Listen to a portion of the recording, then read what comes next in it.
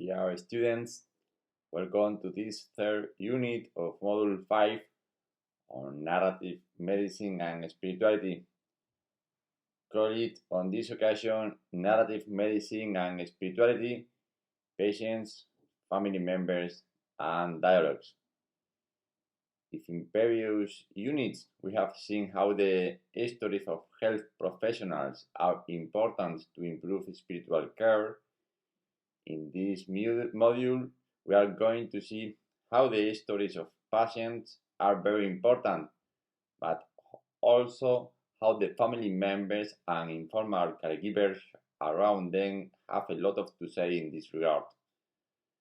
Thus, in this unit, we will continue to insist on the message that we have tried to convey in the previous unit, with the idea of presenting the narrative of all the actors involved in the health illness care processes as an important tool that, if we manage to work on it properly, can contribute to the improvement of spiritual care.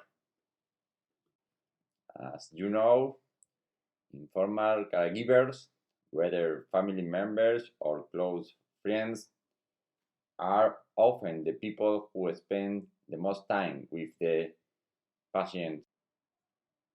Many studies have quantified this issue.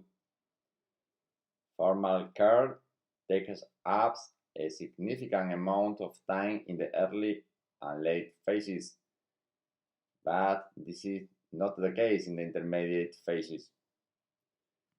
In the United States, for example, it has been reported that more than 65 people, 99% of the youth population, care for a chronically ill or disabled family member or friend.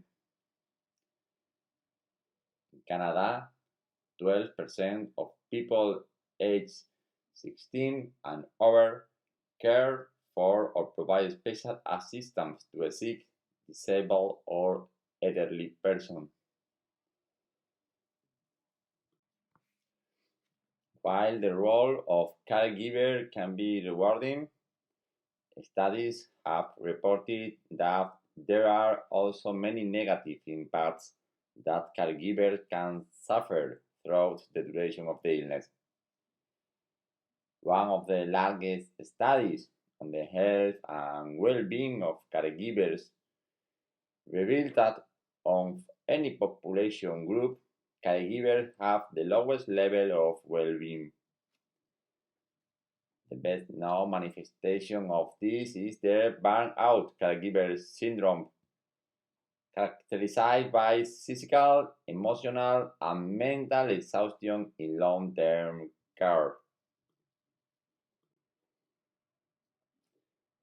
Along with the appearance of physical and psychological needs, there are also spiritual needs among carers.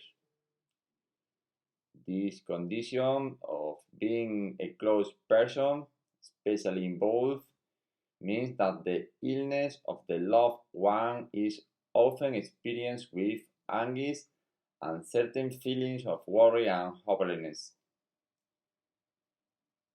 For many people, spirituality may represent an important part of their life, while for others, spiritual aspects manifest themselves in the context of caring for a loved one or even for the first time after the patient's death as a coping strategy.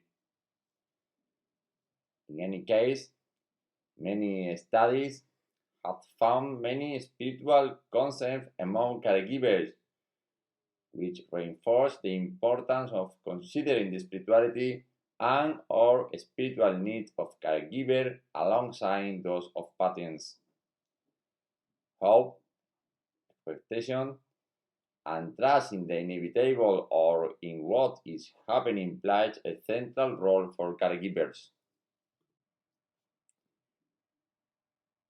It has also been underlined that attending to these needs can influence the process, as spirituality has been identified as a positive influencing aspect for the coping strategy of these people.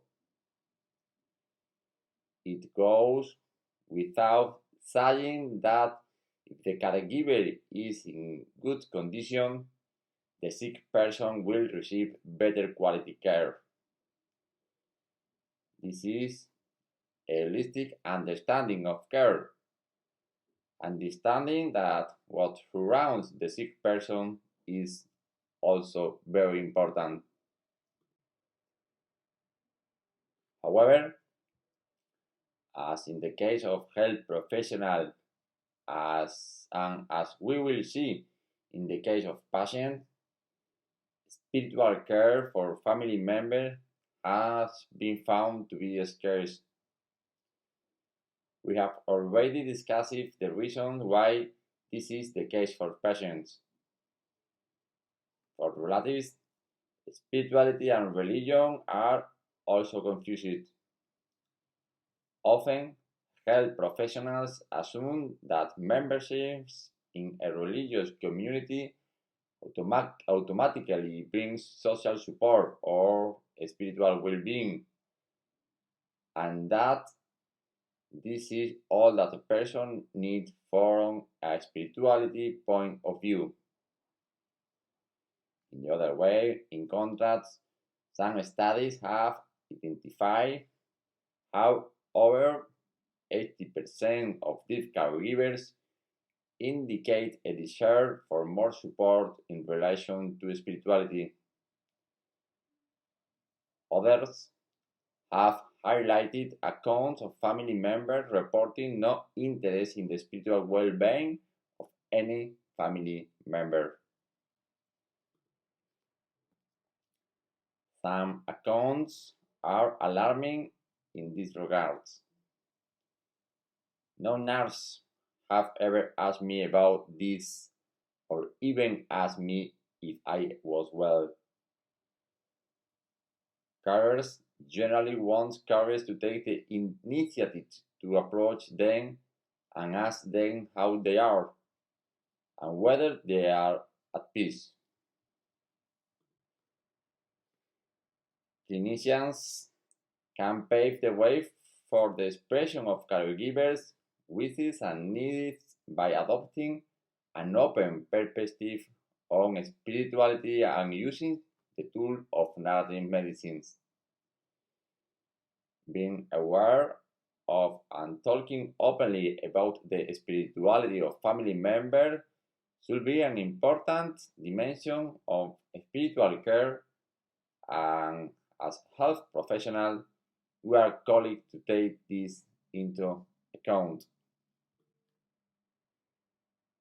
It is important to know that each person defines his or her own spiritual needs. So, the concept of spiritual may not mean the same thing to one person as it does to another. The only solution to this situation is to listen to that person and take him or her seriously to facilitate the expression of his or her needs and to devote the time that such an issue deserves.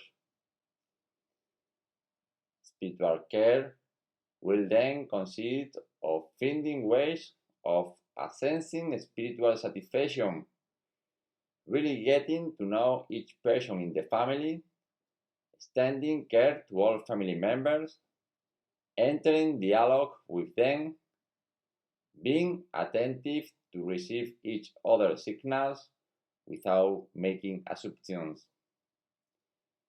As professionals, we must listen to what they have to say about their religious belief, help them to make some sense of their situation, clarify the reserve that can give them strength, talk about meaning in life, strength, hope, and transcendence. All the above could also be classified as spiritual care and narrative medicine can help us to do this. If clinicians were to read the histories, the narratives, all that family members must tell us, this could improve their empathy and understanding of caregiver perception and needs, and of course, attend to their needs from the point of view of spirituality. Scientific evidence has shown that family members who have received good spiritual care report that it has helped them to overcome struggles or that they gained strength. The tools of narrative medicine can be a good ally in this regard. If we can understand that spiritual is beneficial for all, we will not only be increasing the care of the caregiver, but at the same time, we will improving the care of the patient. Moreover, if the expression of the spiritual needs of both professional and family is normalized in the therapeutic process, it will always be much easier for the patient to express himself or herself in this sense. To explore the issue in greater depth, students are recommended to read the articles that can be found in this virtual space. Thank you very much and see you in the next video lesson.